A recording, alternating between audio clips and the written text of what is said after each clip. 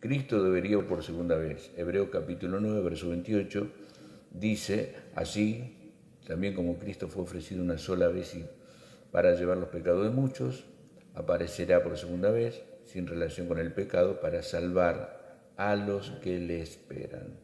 Este es el único versículo de toda la Biblia donde aparece el término segunda vez y que tiene una relación directa con el regreso de Cristo, lo cual significa efectivamente que Cristo debía volver a aparecer por segunda vez.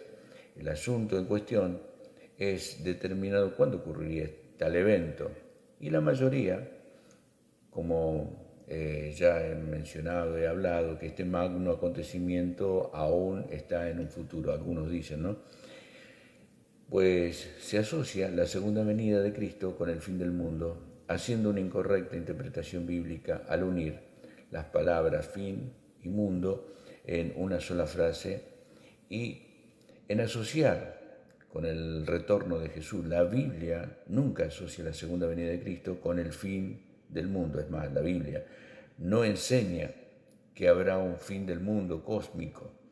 Y deseo mostrarlo algunas escrituras donde se ha extraído esta tan equívoca interpretación. La pregunta sobre el fin del siglo, que la palabra es aionai, Mateo capítulo 24, verso 3, y estando él sentado en los montes de los olivos, los discípulos se le acercaron aparte diciendo, dinos cuándo serán estas cosas y qué señal habrá de tu venida y del fin del siglo.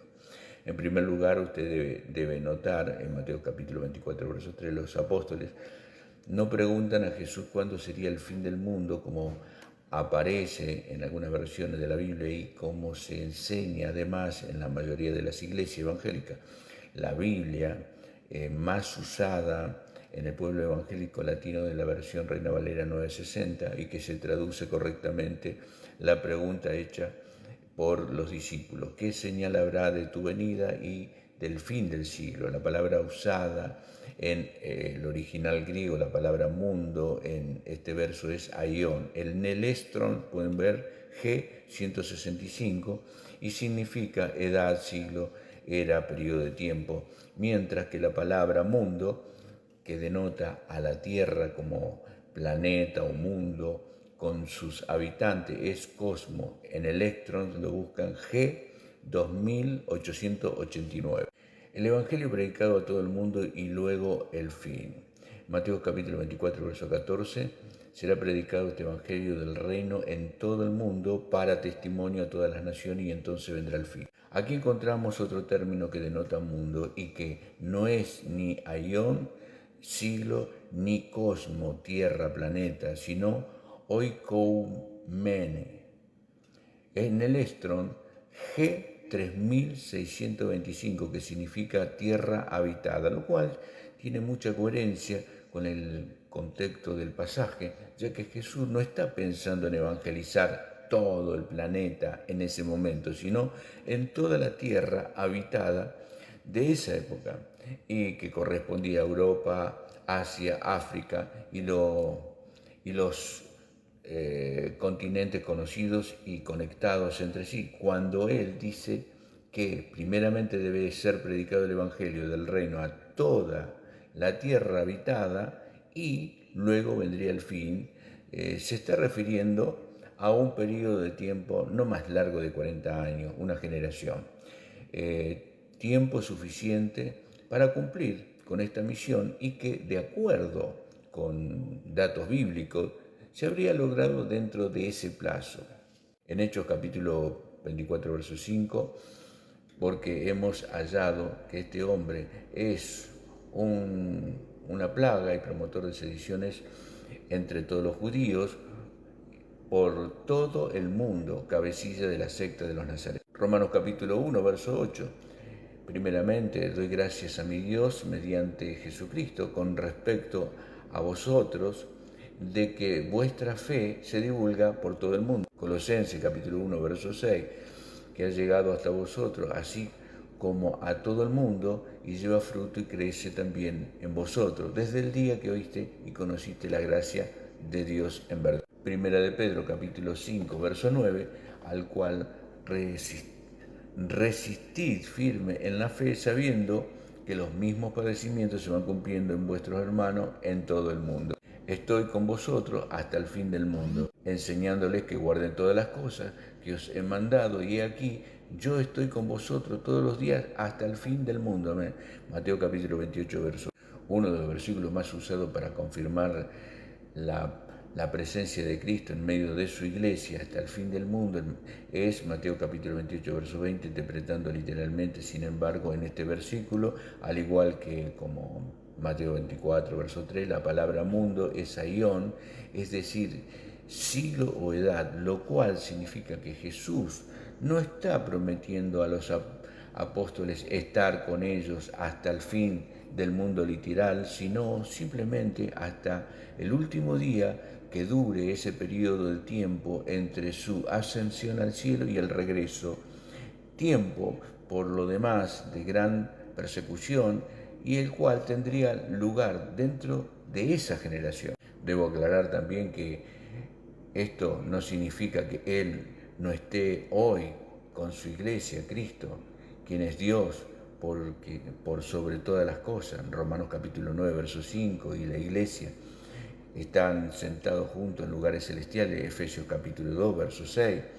El punto discutido en este párrafo es que no se tome este versículo como una prueba bíblica de que Cristo dijo que Él estaría con su iglesia hasta el fin del mundo cósmico, o dicho de otra manera, hasta el último día del planeta. Esta es una afirmación que en realidad no aparece en los evangelios. Jesús simplemente sostiene una conversación muy personal con sus apóstoles, porque antes de volver al cielo, por lo que no deben interpretar como una promesa hecha a la iglesia en general. Por otro lado, esta expresión Jesús, he aquí yo estoy con vosotros todos los días hasta el fin del mundo, bien podría significar de su manifestación como el Hijo de Dios, entendiendo que, de acuerdo con 1 Corintios capítulo 15, verso 28, una vez que Cristo hubiese consumado todo el propósito de Dios y habiendo quitado de en medio todos los enemigos, incluyendo la muerte, lo cual era el pecado original, Él mismo, es decir, el Hijo, se sujetaría también al Padre, pero no en el sentido de volver a ser hijo que Dios siempre tuvo a su lado en el cielo antes de su encarnación, sino en el sentido de que el Hijo solo había sido una manifestación del único y verdadero Dios. Y ahí es donde le erran los testigos de Jehová. No creen que Jesús es Dios.